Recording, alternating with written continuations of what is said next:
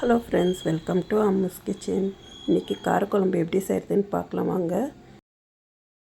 புளி கொஞ்சம் எடுத்துக்கின்னு வெந்நீரில் கொஞ்சம் நேரம் ஊற வச்சிடலாம். அது ஊறிக்கின்னு இருக்கட்டும்.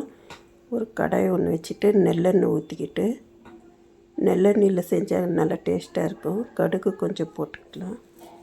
கடுகு பொரிஞ்சதும் அதுவும் வெந்தயம் கொஞ்சம், கருவேப்பிலை கொஞ்சம் போட்டு செவந்ததுனால வெங்காயம் போட்டுக்கலாம். பெரிய வெங்காயம் அரைச்சி வச்சுருக்கேன். பூண்டு தோல் உரிச்சிட்டு சின்னதாக கட் பண்ணி வச்சுருக்கேன். பெருங்காயம் கொஞ்சம் நல்லா செவக்க வறுத்துக்கலாம்.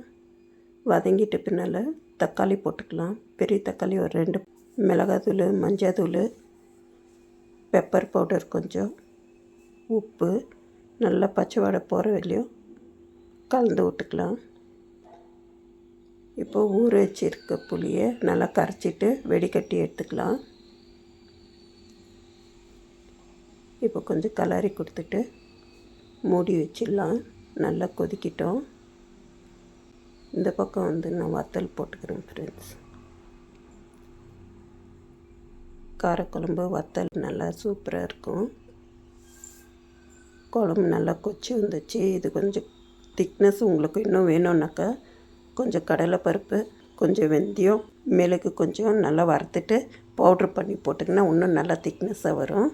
சாதத்துக்கு வெண்டைக்காய் பொரியல் வத்தலோடு சேர்ந்து சாப்பிட்டாக்கா நல்லாயிருக்கும் ஃப்ரெண்ட்ஸ்.